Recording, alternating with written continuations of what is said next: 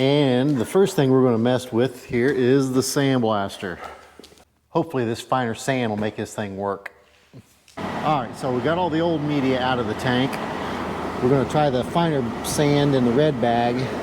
The black bag is what I was using, the coarser stuff. All right, so we got some protective gear, some boots, one piece jumpsuit, new 3M respirator, and a supply blasting hood. Seems like it's going to work fine with the respirator. Plenty of room there with the respirator on, so just don't have to fall or anything like that.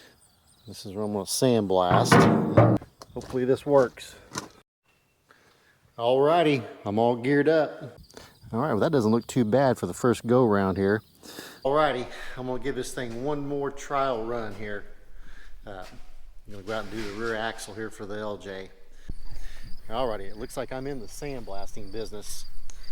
That right there is 50 pounds of media, and I think I've done at least half, if not a little bit more than half. So I am going to run back to Tractor Supply and probably get all the media they got. Alrighty, well I'm going to say that is a success.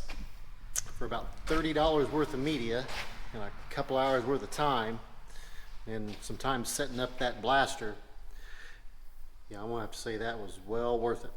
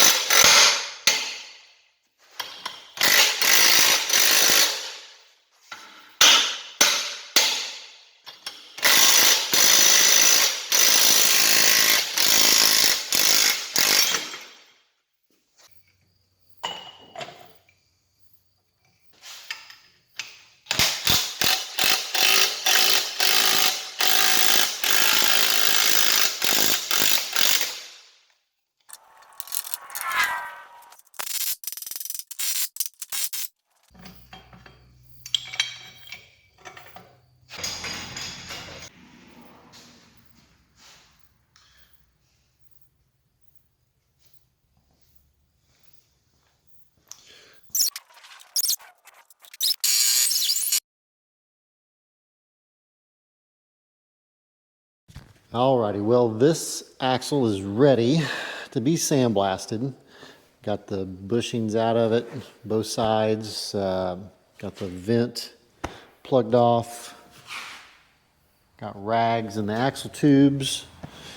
I think that is about it for today.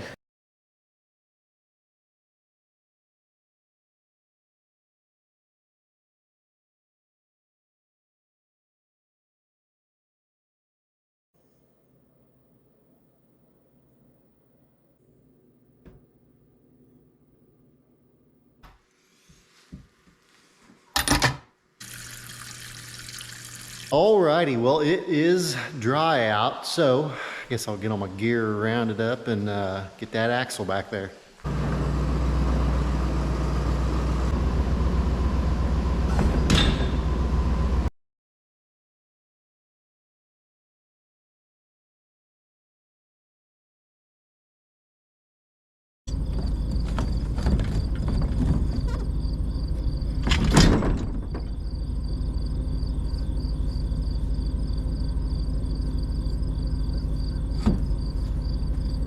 I'm going to have to build some kind of cart that I can hook behind a lawnmower and bring it back here with 2 axles on it.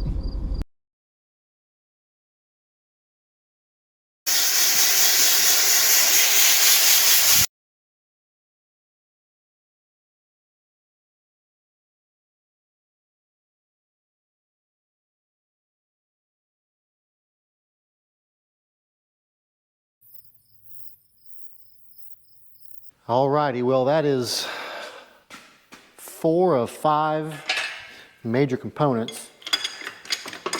Rear axle, front axle, and 2 knuckles.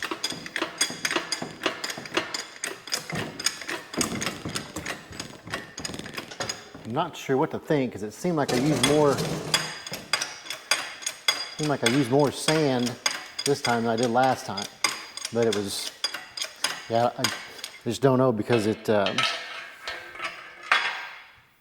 there at the end it seemed like it worked fine. So, but anyway, it's still, I don't want to say easier, but at least I don't have to drag it anywhere to get it done, and I'm doing it here, and I think I'm definitely saving some money. So I think it's going to be worth it in the end once I get it all figured out. Plus, it's not like I'm going to be doing this every day for 3 or 4 hours.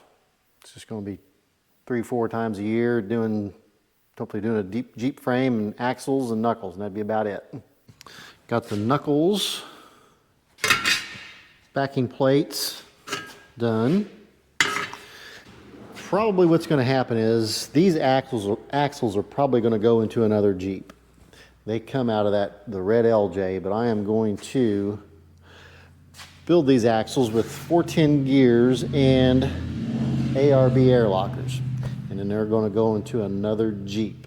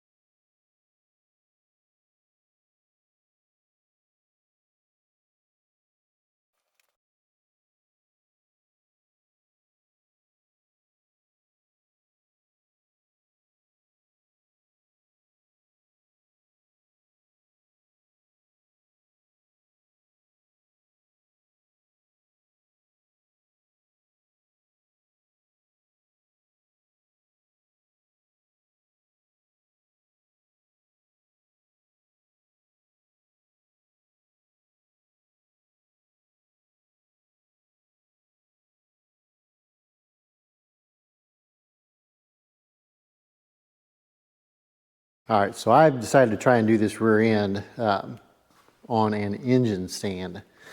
Not sure how that's going to work, but I don't know unless I try. So we're going to take that piece of angle right there and mount it to that engine stand, and then figure out exactly how we want to mount that to the piece of angle.